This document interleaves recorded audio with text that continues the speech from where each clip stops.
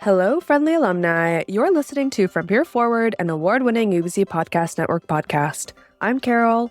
And I'm Jeevan. My dear friend Jeevan, please remind me because I have forgotten. Were you a commuter student while you were at UBC? Yes, I in fact was a commuter student. I made the trek from Surrey to Vancouver for most of my undergrad experience at UBC. I actually drove because the transit route was just not super accessible. It was going to be like a 30-minute drive to the SkyTrain. Then the SkyTrain wasn't going to make it all the way to the campus. So it was another additional bus ride. And I honestly I couldn't stomach it. It's for the brave of heart. I'll tell you that right now. So I imagine the many minutes, hours sitting in traffic, you're thinking about life. Did you ever wonder, possibly, could we ever have transit that was more accessible to UBC? You know, I had on a bad day, maybe like 2-3 hours on the road altogether. So there was a lot of time to think about what a SkyTrain extension could look like. So yes, the longer answer to your question, yes, I did think about it. I still think about it, actually, every now and then. Well, you're in luck because this month's episode, we're talking about the highly anticipated Millennium Line SkyTrain extension to UBC. Yep.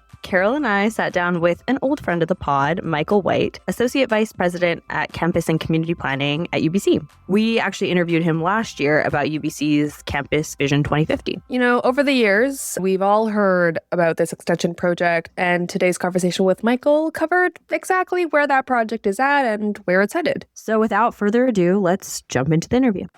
Okay, correct me if I'm wrong, Michael. You have been on the show before, but if you could, just give us a recap of who you are and what you do. I'm just trying to recall when I was on the show, probably speaking about SkyTrain. So Michael White, the Associate Vice President for Campus and Community Planning for UBC, and have been here about 12 years. Lovely. And I guess you mentioned SkyTrain, so might as well just jump right in. Can you tell us a bit about the UBCx SkyTrain extension project to UBC? So UBCx is the planned extension of the Millennium Line past Arbutus to UBC. So next year, the first phase of that extension will open at Arbutus. And what we're focusing on now is the extension of about 7 kilometers to the campus. And currently, for people who are super excited, what is the status of the project at the moment? So maybe I'll start with next year when the first phase opens at Arbutus.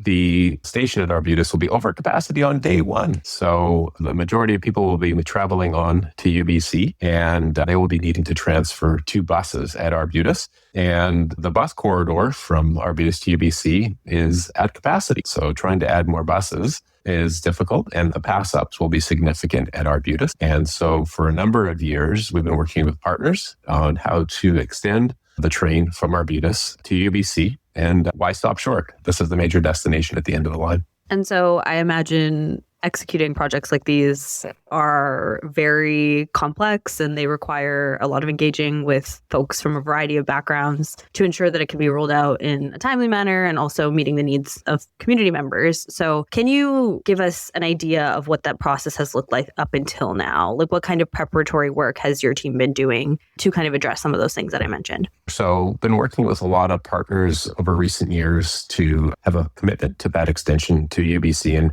maybe before I get into that engagement process, just to recap the importance of the extension. UBC being a post-secondary institution with about 60,000 students, almost 18,000 staff, as the daily population is around 80,000, nighttime population of around 30,000. And you think of the broad economic impact that UBC has in the region, and the opportunity that the extension has not only to facilitate those large numbers of people to and from UBC on a daily basis. And I might add on the first UBC station would be the busiest station in the entire SkyTrain network with over 10,000 people per hour using the first UBC station. And so when you think about the importance of the project, not only moving people, so it's going to have a very strong transportation business case, but the other benefits are equally significant. And we know that, for example, housing and housing affordability is one of the top issues in the region. Well, the extension through the corridor, over 50,000 units of housing will be enabled through that corridor associated with the extension. And I would say that's a conservative estimate. So that's traveling through the westerly portions of Vancouver. It's traveling through the university endowment lands that has major land holdings by Musqueam, who have started development in Laleham and will be looking for further expansion of housing through that area. And then UBC adding 20 to 25,000 people to the campus over the next 25 years or so. When you add up all those opportunities, and again, we think this is conservative, over 50,000 units of housing are enabled through that corridor. You think of the GHG emission benefits of having all those tens of thousands of cars taken off the road. And you think about the partners involved and the opportunities for reconciliation with the MST, the Three Nations on the Jericho site, and Musqueam and their land holdings just east of the university and the partnership we have.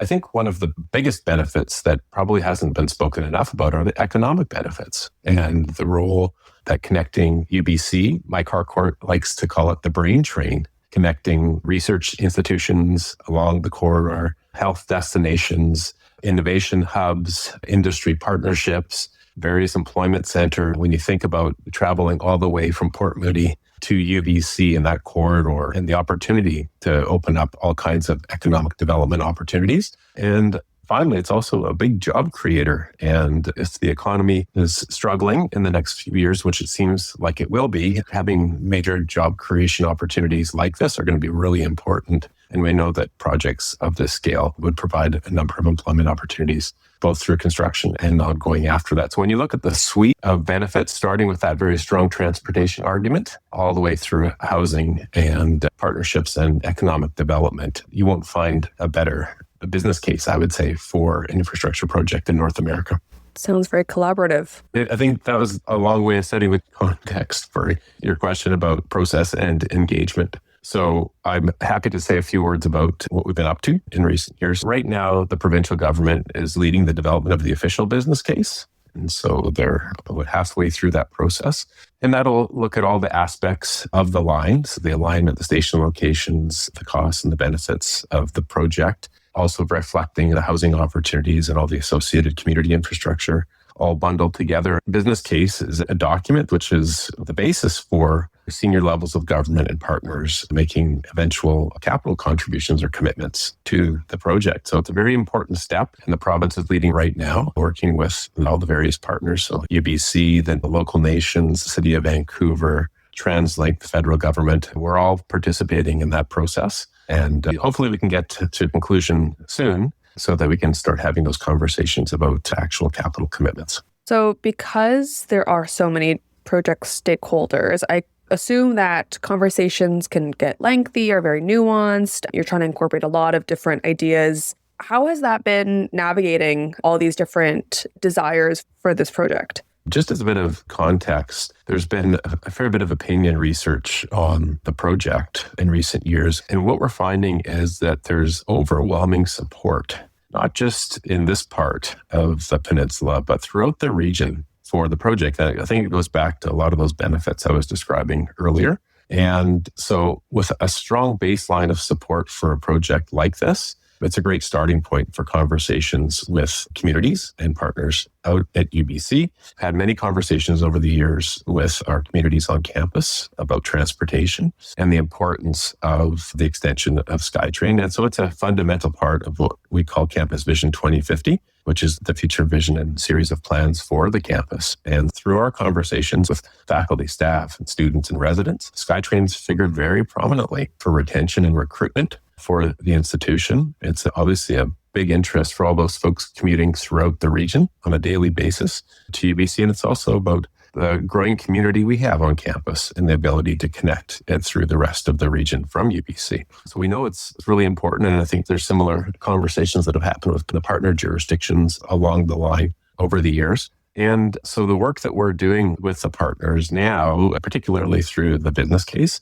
is, I think, a really good example where there's a lot of common interest. There's very few meetings that we've attended at any level of government or with any of the partners that there isn't really a lot of nodding heads about, again, those host of benefits I talked about in completing the line to the university. And then it's a lot of navigating process, and you need good process if you're going to try to address all those interests. We're going through several jurisdictions, several communities, And so there's a lot of interests that need to be addressed. And we've worked very closely with the partners, even on issues like alignment and station locations, because we are straddling many jurisdictions and working closely with how best to do that. And also working together to help push and advocate for the line with government. So we work very closely with the various local partners in doing that. And of course, with TransLink. TransLink's a key central part of this whole conversation. And so understanding TransLink's needs, and TransLink has many regional priorities. So how do you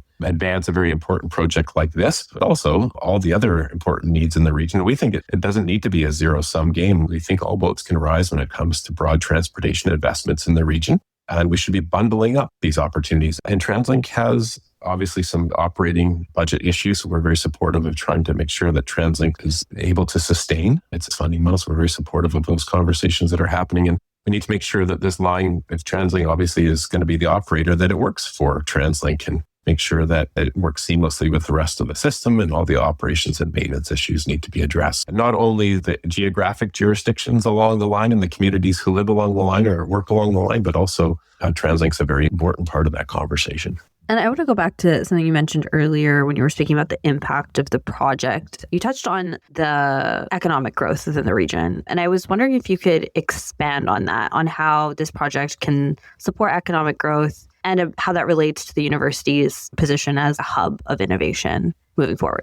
It's a really important point. And you can start by just thinking the role the university plays in the economy of the province. UBC discoveries have generated almost $12 billion in sales and form the basis of about 260 spin-off companies. So you start to think of that impact that the institution has. And that's not what people think about, oh, it's a line connecting to a university just to serve students. Well, it's doing that, but it's doing a lot more than that when you think of the economic impact that the relationship UBC has in the province. We have thousands of industry partners across our various campuses. And you think of the number of grads that UBC generates every year. Research, connections to innovation hubs and industry partners. There's a lot of government priorities. I think about the health sciences and biosciences as a couple of examples, and the relationship that UBC as a major research institution has with either the spin-off companies or other companies throughout the region and the province. Enormously important relationships. So you mentioned that for the most part, at least foundationally,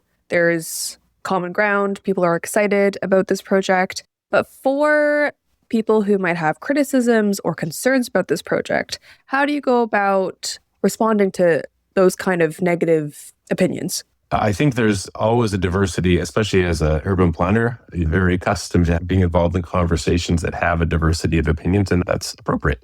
I always like to approach it, and the team always likes to approach it in an interest-based way. So what are the needs and concerns that are driving people's comments or behaviors? And if we start to understand that, there's often ways to address needs and concerns that don't have to be a zero-sum game. And so when you think about other transportation needs in the region, I think there's some and answers here that don't have to be or, and there's some sequencing that can happen. But having this extension materialize while there's studies, for example, that need to take place in a lot of planning for eventual connections to the North Shore, why can't these happen at the same time? You know, Burnaby and SFU have the gondola as a priority. We know that there's a lot of buses needed and increased bus service is needed throughout the region. We think that strategically, a lot of these ideas can be bundled. This is reflected in the Mayor's Council 10-year plan to some degree, and have conversations with senior government to say these are important bundles of investments that are going to drive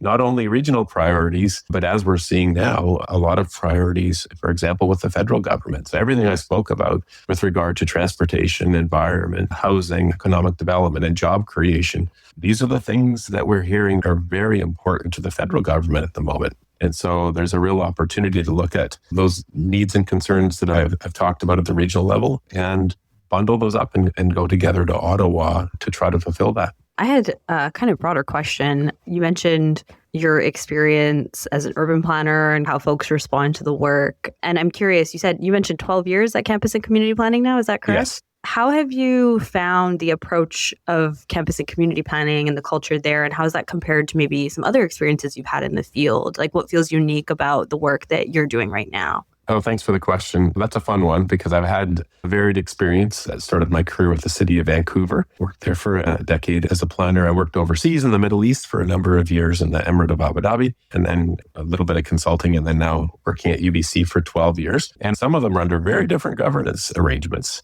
Vancouver is different from, obviously, the Middle East, different from UBC. There are some very common elements, which are, I think, the need to get out and understand people's needs and interests.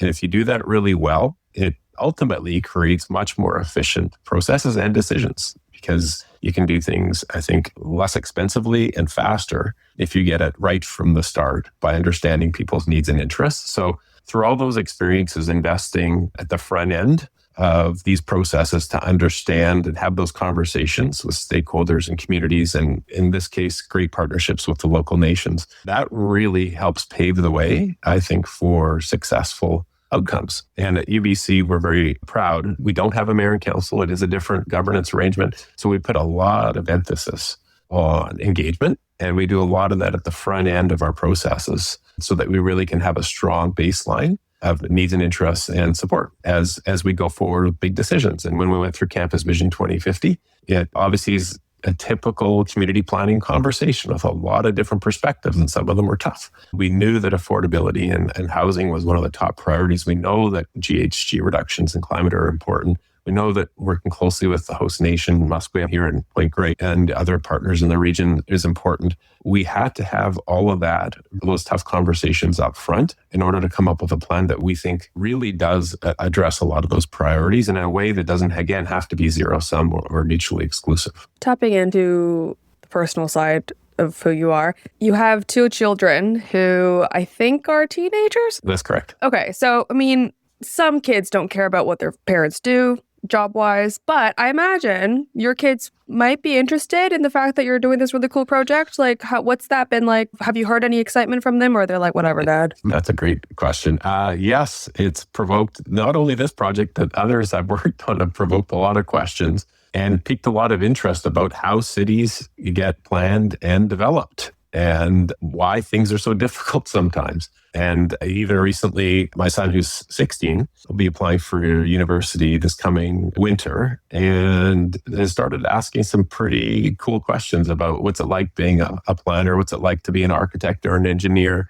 and the fascination of how cities work. So as we've traveled as a family, a lot of questions come up, and I'll sometimes prompt them because of my background. And when we see something in another city and say, you see how that works? And it's different than it is in Vancouver. It's starting to get them thinking in, I think, a broader way, which is a lot of fun. I also just finished co-editing a book with Larry Beasley about the time that he and I, as well as many other Canadians, were planning the Emirate of Abu Dhabi. And so that book's just coming out this month. And so I have a copy on the table, and the kids, they're fascinated. They're like, what is this? I said, I was over in the Middle East, but it's a summary of the kind of work that I do. And so it's definitely piqued their interest. I mean, my wife and I are encouraging them to think about all these options as they start to contemplate their post-secondary career. And one more question about the role of an urban planner, because I'm so curious. I took one urban planning course in undergrad and it seemed very difficult. And I was like, I don't know if this is for me.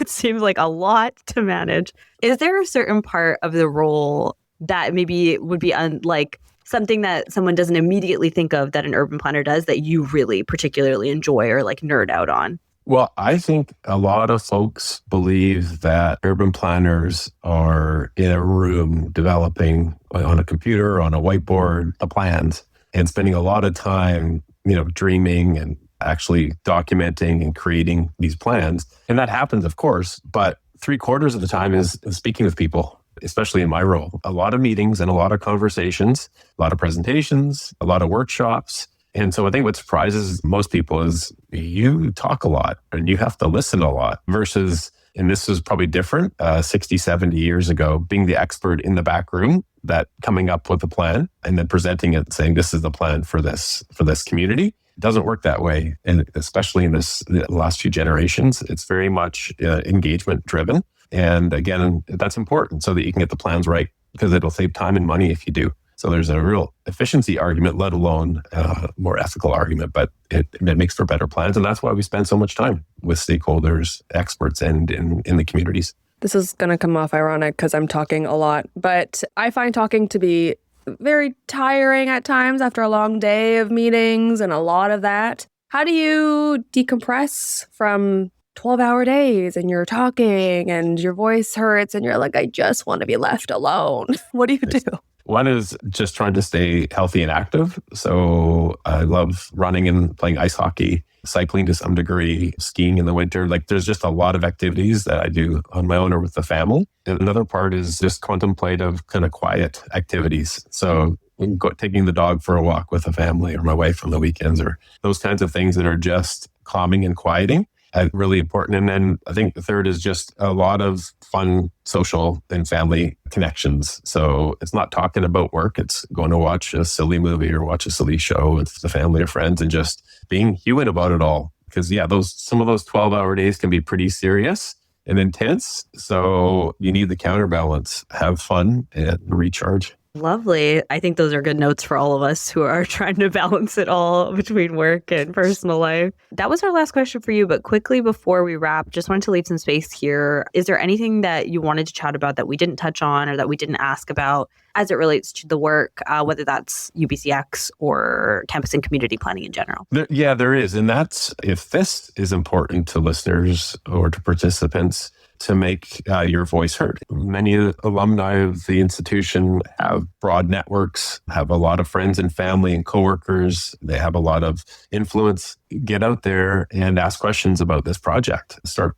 promoting people that you know the importance of it. At the end of the day, all the hard work that we've been doing with partners and all the technical things I've been describing, at the end of the day, these are political decisions to move big projects forward. And so the more people are talking about it, the more people that are asking questions, and the more that people are promoting projects, it's key. So if this does pique people's interests, then please talk about it. There's a lot of information on our website, obviously. I'm happy to come out and speak to also smaller groups, companies, individuals, associations. Happy to come out to speak to any of them anytime about the project. So that's also an invitation for folks. Great. This has been super informative and really lovely chatting with you. Thank you so much for your time.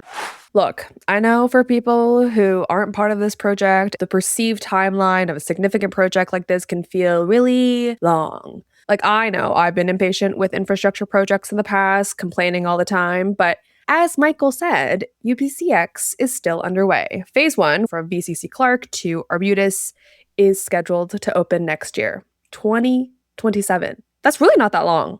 It's really not that far off.